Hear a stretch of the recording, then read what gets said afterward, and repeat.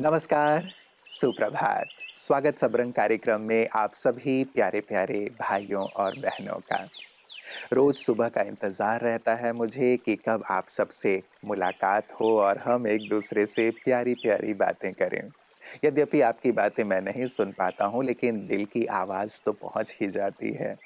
और हम बातें भी क्या करते हैं, सुंदर शिक्षाओं की, सुंदर मूल्यों की, अच्छी-अच्छी बातें जो जीवन को अच्छाई की ओर ले चलने वाली है ना? जो हमारे बड़े बुजुर्गों ने हमें सिखाई है, हमारे महापुरुषों ने हमें सिखाई है, धर्म गुरुओं ने सिखाई है या परमात्मा जैसा हमें करने को कहते हैं, उन्हीं की बातें हम सब रंग में करते हैं और विविध रंग इन शिक्षाओं का लेकर हम सब रंग में आपके सम्मुख उपस्थित होते हैं।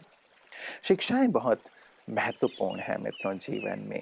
यदि बड़ों की शिक्षाएँ हमें ना मिले, गुरु की शिक्षा ना मिले, तो जीवन बिल्कुल ही बदरंग सा हो जाएगा। शिक्षाएँ ही हमारे जीवन को सुंदर रंगों से भरती हैं। लेकिन जब कभी भी हम शिक्षा देते हैं, तो वो शिक्षा यदि हम अपने व्यवहार से दें, श्रेष्ठ व्यवहार के द्वारा दी गई शिक्षा सबसे महत्वपूर्ण शिक्षा है। आप यदि देखें जिनकी बात मैंने कही, चाहे वो धर्म गुरु हैं, चाहे हमारे बड़े हैं, महापुरुष हैं, उन सब ने अपने जीवन के द्वारा हमें शिक्षा प्रदान की। महात्मा गांधी भी कहा करते थे, मेरा जीवन ही मेरा संदेश है, मेरा जीवन ही मेरे द्वारा दी गई शिक्षा है। और वो कहते भी है ना कि एक बच्चे को लेकर माँ गई और कहा ये गुड़ बहुत खाता है। तो गांधी जी ने कहा 1 हफ्ते के बाद लेके आना, 1 हफ्ते बाद कहा कि बेटा ज़्यादा गुड़ मत खाया करो। माँ ने पूछा कि पहले क्यों नहीं कहा? तो उन्होंने कहा पहले तो मैं खुद खाता था। यदि मैं शिक्षा देता कि गुड़ मत खाओ, तो वो स्वीकार नहीं करता, क्योंकि मेरे व्यवहार में, मेरे जीवन में वो बात नहीं थी। तो बहुत महत्वपूर्ण और पते की बात है मित्रों। यदि हम कोई शिक्षा अपने बच्चों को देना चाहते हैं, अपने साथियों को देना चाहते हैं, तो उस शिक्षा के पहले स्वयं स्वरूप बने, उसे अपने व्यवहार में ले आएँ। और यही है आज का सुंदर सुवाक्य। आइए सुनते हैं। ओम शांति। सुप्रसिद्ध कवि व गीतकार गुलजार जी ने कहा है कि आजकल लोग समझते कम और समझाते ज़्यादा हैं, इसलिए आजकल रिश्ते सुलझते कम और उलझते ज़्यादा हैं। क्योंकि ज़िंदगी में क्या करना है, क्या नहीं करना, क्या ठीक है, क्या गलत है, ये सभी जानते हैं। ज़रूरत है तो इन शिक्षाओं को जीवन में धारण कर व्यवहार द्वारा सिखलाने की, क्योंकि बोल का प्रभाव केवल कानों तक रहता है, परंतु कर्मों का प्रभाव स्वभाव को बदल देता है। इसलिए यदि आप बदलाव चाहते हैं तो सर्वप्रथम स्वयं को बदलें, अपने दृष्टिकोण को बदलें, तो सामने वाला दृश्य अपने आप ही बदल जाएगा। ओम शांति। हम अपने व्यवहार के द्वारा ही सचमुच सिखाते हैं, और यदि आज हमारी बोल या हमारी शिक्षाओं का प्रभाव नहीं पड़ रहा है, तो हमें ये देखना होगा कि कहीं हम भी तो अंदर से उन शिक्षाओं के खिलाफ तो नहीं हो गए हैं, या जो कह रहे हैं वो हमारे जीवन में नहीं है। तो हमें बहुत महत्वपूर्ण रूप से इस बात पर ध्यान देने की आवश्यकता है मित्रों, कि हम जो सिखाना चाहते हैं, जो सीख देना चाहते हैं, उसे अपने जीवन में ज़रूर लाएँ। फिर देखिएगा कि आपके संगी, साथी, बच्चे कैसे आपकी शिक्षाओं का पालन करते हैं। बहुत ही महत्वपूर्ण सी बात है, इस पर ज़रूर गौर कीजिएगा। और आइए इसी बात के साथ चलते हैं अगले सेगमेंट की ओर, आपकी सेहत आपके हाथ की ओर, जिसमें भवानी स्वामीनाथन जी रोज़ ही हमें नित्य नई-नई बातों से अवगत करा रही हैं। आज वो हमें बता रही हैं अल्कलाइन डाइट के बारे में। नई बात है, गौर से सुनिएगा। ओम शांति। आज के इस एपिसोड में हम जानेंगे अल्कलाइन डाइट क्या है। अल्कलाइन डाइट भी बहुत फैशनेबल टर्म होता जा रहा है जो हमने वेस्ट से लिया है, लेकिन ये भी एक तरह से हमारा इंडियन सात्विक डाइट है। तो अल्कलाइन डाइट को जल्दी से समझेंगे हम इस तरह से कि अगर आपके पास एक स्केल है, उस स्केल में 1 से 14 नंबर लिखा हुआ है और बीच में 7 नंबर है, तो 7 से जो पहले जो नंबर्स है वो सारे एसिडिक फूड है, 7 के बाद वाले अल्कलाइन फूड है। तो आप पूछेंगे भाई हम कैसे समझेंगे एसिडिक और अल्कलाइन फूड है क्या? तो मैं आपको अभी समझाती हूँ। 7 नंबर जो बीच का है ये न्यूट्रल है। न्यूट्रल में सिर्फ 2 चीज़ें आती है, एक है पानी और एक है शहद। इसके पीछे वाली जो एसिडिक फूड है उसमें जब हम कोई भी फूड को बॉईल करके या स्टीम करके खाते जो बहुत ज़्यादा पका नहीं होता है वो हल्का सा एसिडिक होता है। फिर हम जब बहुत ज़्यादा पका लेते हैं सब्जियों को वो और एसिडिक हो जाता है। बहुत ज़्यादा जब तेल मसाला मिलाते हैं तो वो और ज़्यादा एसिडिक होता है। फिर मार्केट की जो चीज़ें हम जैसे कि कोल्ड ड्रिंक्स पिएंगे, फिर हम बेकरी आइटम्स खाएंगे, ब्रेड खाएंगे, वो और ज़्यादा एसिडिक है। और नॉन वेजिटेरियन फूड सबसे ज़्यादा एसिडिक है। चाय कॉफ़ी भी बहुत ज़्यादा एसिडिक है। तो ये सारी जो फूड है ये एसिडिक की कैटेगरी में आती है। अब अल्कलाइन की तरफ चलते हैं। अल्कलाइन में जितने ज़्यादा हम fresh fruits, vegetables, salads, sprouts, fresh juices ये सब जब पीते हैं तो ये सारे अल्कलाइन डाइट है। अब आप पूछेंगे कि भाई हमको तो आदत है ये खाने की, ये सारे जो कुक्ड फूड और पैकेटेड फूड एंड ऑल, तो हम ये जितना ज़्यादा खाते हैं उतना ज़्यादा हमारी हेल्थ पे असर पड़ता है। तो हमारे अंदर का एनवायरनमेंट एसिडिक होने लगता है, फिर बीमारियां होने लगती है। इसीलिए बहुत ज़रूरी है कि हम अपने डाइट में ज़्यादा से ज़्यादा अल्कलाइन फूड खाना शुरू करें और साथ में न्यूट्रल यानी कि शहद और पानी भी ज़्यादा से ज़्यादा मात्रा में ले, ताकि हमारी हेल्थ बहुत अच्छी रहे, हम स्वस्थ रहे। ओम शांति। Thank you. मित्रों, कहते हैं जुनून व्यक्ति से वो करवा लेता है जो वो नहीं कर सकता। हौसला व्यक्ति से वो करवाता है जो वो कर सकता है। लेकिन अनुभव व्यक्ति से वही करवाता है जो उसे करना चाहिए।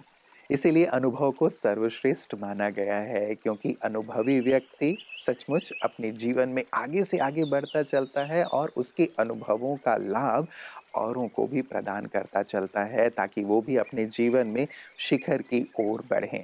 और यही कारण है कि विशिष्ट जन की बातें विशेष में हम हमेशा समाज के अलग अलग क्षेत्र के जो अनुभवी हैं, अपने क्षेत्र के महारथी हैं, उन्हें आमंत्रित करते हैं सुंदर अनुभव के साथ कि उन्होंने अपने जीवन में क्या सीखा है, क्या पाया है, जो वो इस स्तर पर हैं, शिखर पर हैं। आज हमारे साथ हैं श्री रघु रामचंद्रन जी। आइए उनके अनुभवों से लाभान्वित होते हैं। Sir, as you would be aware that suddenly, we seem to have stepped into the age of spirituality. We never heard so much about spirituality all around us. And Brahma Kumaris also is a spiritual based organization. So, at one end of the spectrum, which is totally commercial, there is, a new age of spirituality also coming in. What do you have to say about that? The reason why you are now getting involved in meditation or spirituality is because your otherwise your life is full of pressures and tensions. Yeah. I think the world changed, introduced, or rather they discovered internet, or rather invented internet, because internet and mobile phones. Exactly. I started my career in an era where there was no mobile phones and internet. When you wake up in between, your first instance is to pick up your phone and see whether there are some messages. Right. And again, right in the morning when you get up, you immediately check your mail. Is there some work which is coming?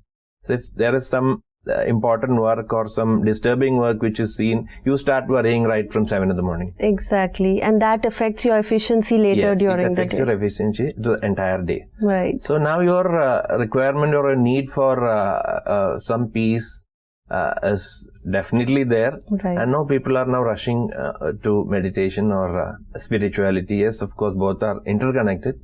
So I believe this is really, really necessary that you unwind yourself for at least about an hour a day. So that is your personal time that you have. Like we say that, we have some time we spend in front of the TV. Yes. We could also have some time, spending alone with ourselves in meditation. मित्रों, संयुक्त राष्ट्र द्वारा 16 सितंबर को प्रतिवर्ष अंतर्राष्ट्रीय ozone परत संरक्षण दिवस के रूप में मनाया जाता है। ओजोन एक गैस की ऐसी परत है जो सूर्य की पराबैंगनी किरणों को हमारे वातावरण में नहीं आने देती, धरती तक नहीं आने देती, बल्कि उसे परावर्तित कर देती है, रिफ्लेक्ट कर देती है। यदि ओजोन की लेयर जो कि क्षतिग्रस्त होती चली जा रही है, उसके कारण ये जो हानिकारक किरणें हैं धरती पर आएंगी और बहुत ही दुष्प्रभाव देखने को मिलेगा। इसी कारण इसके प्रति जागरूकता के लिए ये सुंदर दिवस मनाया जाता है। हम सब जागरूक बने और ऐसे कार्यों से अपने आप को थोड़ा दूर रखें जिसके द्वारा ओजोन की लेयर को हानि पहुंचती है। आइए देखते हैं कि कैसे हम ये कार्य कर सकते हैं और क्यों ये दिवस मनाया जाता है, हम सबकी इसमें क्या भूमिका हो सकती है, कैसे हम दूसरों को भी जागरूक कर सकते हैं। एक प्यारा सा, सुंदर सा, मोटिवेशनल, जागरूकता से भरा हुआ वीडियो आप सबके लिए। हम सभी ने ओजोन परत के क्षरण के बारे में सुना है। एयर कंडीशनर और रेफ्रिजरेटर में इस्तेमाल होने वाले खतरनाक रसायन जैसे क्लोरोफ्लोरोकार्बन वातावरण के साथ परस्पर क्रिया करते हैं और ओजोन परत को नुकसान पहुंचाते हैं, जो सूर्य के हानिकारक अल्ट्रावायलेट विकिरण को रोकता है।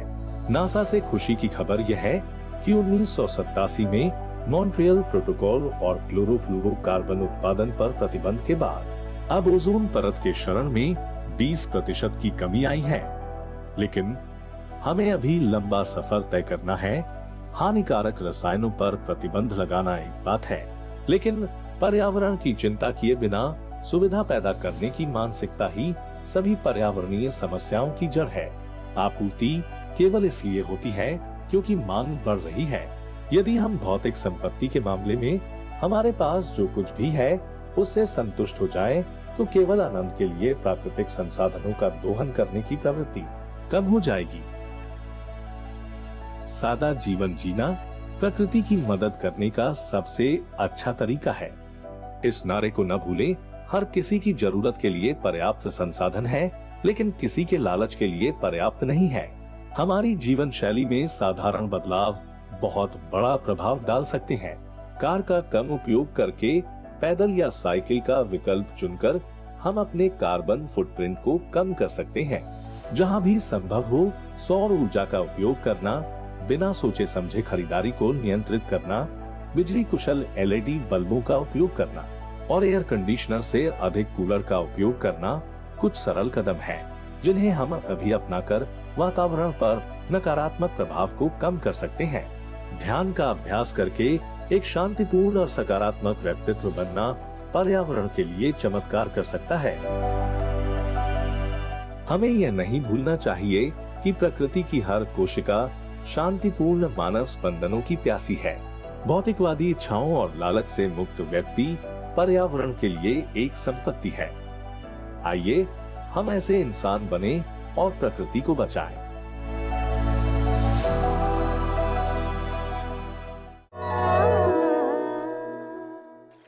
पृथ्वी पर यदि कुछ भी हो रहा है, हम उससे प्रभावित अवश्य होंगे। तो क्यों ना हम स्वयं जागरूक बनकर औरों को भी जागरूक बनाएं इस सुरक्षा के प्रति। तो स्वयं भी सुरक्षित रहें और अपनी इस प्यारी वसुधा को भी सुरक्षित करते चलें। और इसमें मित्रों एक बहुत ही सुंदर सी बात ये लगती है मुझे कि यदि हम परमात्मा से जुड़ते हैं तो हम स्वयं को सुरक्षित महसूस करते हैं। परमात्मा से जुड़ते हैं तो हम जो एक सुंदर वाइब्रेशन उनसे लेते हैं, तो एक पॉजिटिव तरंग पूरी प्रकृति में भी फैलाते हैं। तो पूरी वसुधा, और मैं तो ये भी कहूँगा कि जो हम ओजोन लेयर की बात कर रहे हैं, वो सब चीज़ें भी बहुत ही सुंदर और संतुलित होती चलती हैं, क्योंकि हमारे मन की जो तरंगें हैं, शुद्ध तरंगें हैं, वो प्रकृति को भी शुद्ध करती है। बहुत सूक्ष्म बात, लेकिन चिंतन इस पर भी अवश्य कीजिएगा। नमस्कार। ओम शांति।